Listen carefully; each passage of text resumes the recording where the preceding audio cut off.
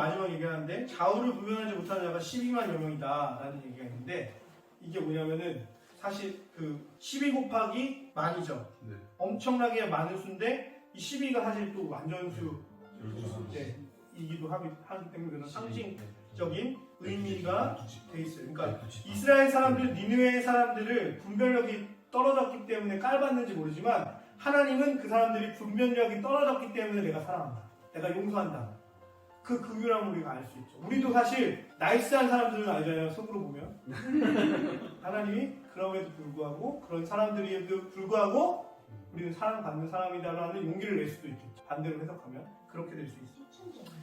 그러니까 신약 성경하고 이제 연결이 되는데 탕자의 비유로 이제 요나서를 읽으면 탕자의 비유와 비교해서 읽을 수 있겠죠. 왜냐하면 요나서는요, 요나라는 사람을 특정 인물이라는, 그러니까 만약에 픽션이라면, 비유의 이야기라면 요나라는 한 대상을 주제로 한 이야기가 아니라 요나 같은 생각을 하는 사람들을 깨우치는 문학 작품이라고 생각할 수 있죠. 그럼 그 대상이 다 누굴까요? 요나에 이입되는 사람들.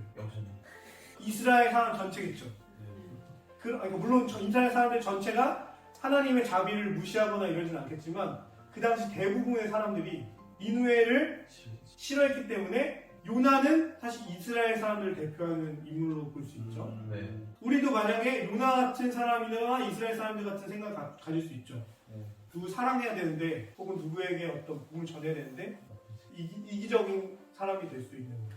그죠? 근데 상황은 좀 이상해. 하나님의 그 자비하심 우리는 신뢰하지 못하는 사람일 수도 있는 거예요. 그러면 만약 그렇게 하지 못하고 있다면 그런 면에서 탕자의 비유 보면은 큰 아들과 자기 작은 둘째 아들 있잖아요. 막내 아들. 근데 보면은 내용이 뭐예요? 탕자의 비유? 막내 아들이 재산 탕진해가지고 그 유사 받아가지고 먼저 3천만 땡겨주세요 그래가지고 받아가지고 다 쓰고 돌아와서 거짓해가지고 막 돼지 그 헛갈에서 그 주염료를 먹으면서 아 나 집에 가고 싶다. 집에 가서 종으로라도 살아야지. 근데 딱 갔는데 나는 종으로 살 걸 기대하고 갔는데 아빠가 팔 벌리고 잘 들어왔다. 안아주니까 누가 옆에 째려보고 있어. 그쵸? 첫째가 째려보고 있는 거야. 왜? 나는 계속 아빠랑 같이 있었는데 아빠랑 계속 일하는데 쟤는 뭐 재산 다 까먹고 가출한 놈인데 저거 안아주고 잔치 열어주고 동네 잔치 열어주고 너무 짜증난다. 이 그림 보세요. 이 그림. 여기서 그러면은 그 큰형이 누굴까요? 그래 맞아. 그 뒤에서 째려보고 있는 거야. 저놈 그치. 그리고 얘는 누굴까요? 그럼 얘 탕자지. 아빠. 그래서 보면 이 재미있는 그림, 렘브란트 그림인데요. 오른손이 엄청 오른손이 왼손보다 더 커. 그러니까 이게 하나님의 손인데 권능의 손이 오른손이죠. 하나님의 자비하심이 이만큼 크다. 묻지도 따지도 않는다. 그 얘기를 이 그림에서 다시 하고 있어요. 그래서 이게 보면 이게 그 요나 이야기가 일맥상통해요. 왜냐면 큰아들의 모습이 요나예요.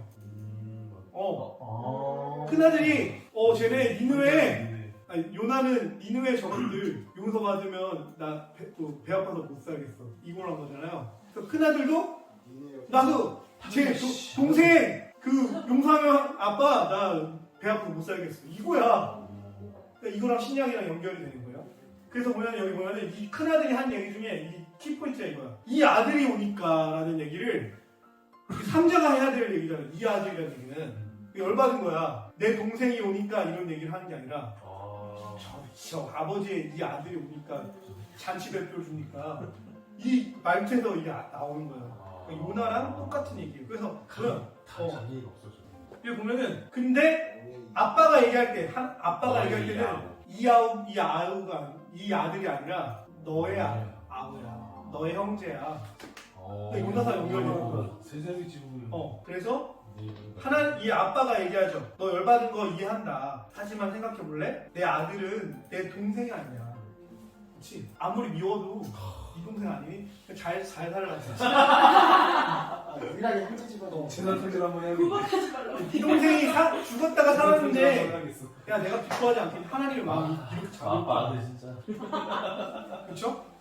이거 신약하고 연결해서 볼 수 있고요. 그 다음에 이거는 이제 뭐 할 수 있는데 이거 짧게 얘기하면 요나의 얘기가 요나가 이제 복음서의 마태복음 12장에 나오는데요. 요나의 이적에 대한 이야기를 예수님이 하세요. 요나의 이적 중에 여기 키포인트가 요나가 밤낮 사흘 동안 큰 물고기 뱃속에 있었던 것 같이 인자도 밤낮 사흘 동안 땅속에 있으리라. 이런 얘기를 하세요. 예수님이. 이게 뭐랑 연관되냐면은 우리 사도신조에 보면 음부에 내린 지 사흘 만에 라는 말을 하죠. 근데 이거 보통 개신교에서는 빼버렸잖아요. 장사한 지 사흘. 그쵸. 그걸 음부에 내린 지 사흘 만에를 이거를 요나의 이야기, 고래뱃 속에 있던 3일의 이야기와 예수님의 그 부활의 금요일부터 이제 돌아가셔가지고 3일 만에 부활하시잖아요. 그 이야기와 이제 빗대어서 얘기할 수 있다. 이게 아주 축약하면 제가 길게 써왔는데 축약하면 뭐냐면 음부에 내리신지 음부는 뭐냐면 우리의 이성과 생각이 닿지 않은 미지의 곳이야. 지옥은 아니에요. 근데 그곳까지도 예수께서 내려가셔서 그 죽음의 세계, 우리의 이성이 닿지 않는 세계까지 제압하시고 승리하셔서 부활하셨다. 3일 만에 그렇죠? 그 얘기를 하는데 이 요나의 기적, 표적이 그 이야기와 이 얘기가 될 수 있어요. 그리고 저는 이 묵상을 해서 이 구절을 요나의 표적이 또 뭘까? 이 3일의 이야기 말고 하나는 더 뭐냐면 제 생각에는 우리의 어떤 이기적인 마음을 넘어서는 사랑, 이 더 큰 표적이 아닐까. 그러니까 요나서는 사실 표적이라는 게 하나님의 그 사랑이잖아요. 요나의 어떤 기적적인 이야기보다는 요나는 좁은 마음이지만 하나님의 크신 마음, 자비하심이 더 큰 기적이 아닐까.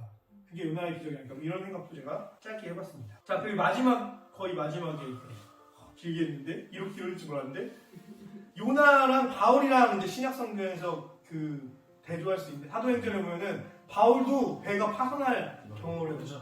27장에 보면 그거랑 요나랑 이제 비교를 하면 요나의 이야기에서는 선원들이 기도를 하죠. 네. 그죠? 그리고 근데 바울은 그 배에서 선원들이 아니라 바울 혼자가 기도하는 사람이에요. 그죠? 그리고 선원들은 각자 자신의 신령에 부르짖고 그 다음에 여호와께 부르짖고 그죠? 이 이방 사람들이 하나님께 부르짖는 거예요. 선장은 요나에게 그의 신에게 기도라고 하지만 요나는 그렇게 기도를 안 해요. 기도를 안 하는 사람이 요나예요. 선지자인데. 요나는 나중에 뱃속에서 기도하지만 그때 이미 구원이 이루어지고 난 뒤였고 바울은 어때요? 선원들이 모든 희망을 잃고 기도하지 않고 죽을 날만 기다리고 있어. 폭풍 가운데 폭풍이 오면 그러나 바울은 기도했고 바울은 가장 어두운 밤을 지날 때 기도했고 복음의 메시지를 받았다. 그래서 오히려 바울은 이런 얘기를 했어요. 그러므로 여러분 힘을 내십시오. 나는 하나님께서 나에게 말씀하신 그대로 되려 믿습니다. 이렇게 하면 힘을 냈고 아무튼 이렇게 비유가 됐다는 거예요. 근데 이제 유적은 뭐냐면 폭풍이 몰아칠 때 어떤 반응을 하느냐가 우리의 소명에 중요한 역할을 한다는 거예요.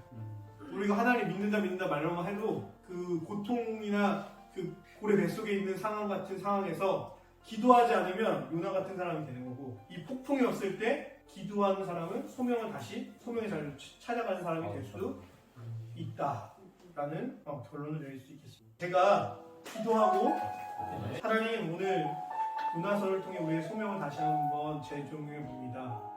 우리는 주님께 불순종할 때가 더 많고 또 순종하는 것 같지만 우리의 마음으로 불순종할 때가 더 많은 것 같습니다. 주님 우리의 이러한 마음을 돌봐주시고 돌려주시옵소서. 특별히 우리가 부름받은 곳은 특별한 곳, 미지의 세계가 아니라 우리의 일상 가운데 있음을 고백합니다. 주님 우리가 그 일상을 포기하고 싶고 일상 가운데 힘들 때마다 요나서의 말씀을 기억하면서 우리의 마음을 다시 잡고 주님께서 그 자리에 부르신 이유를 다시 한번 깨닫고 그 삶에 충실하는 우리 청년들로 삼아 주시옵소서. 우리는 부족하지만 주님께서는 우리를 귀하다 여기시고 우리를 용서하십니다. 우리의 죄악 가운데에서도 주님 용서하시고 사랑의 하나님의 품에 우리가 안길 때에 힘내서 이 산을 내려가서 이 수련회가 끝난 뒤에도 주님 그 마음을 이어갈 수 있도록 우리 청년들과 함께하여 주시옵소서. 감사드리며 예수님의 이름으로 기도드립니다. 아멘. 네, 마치겠습니다.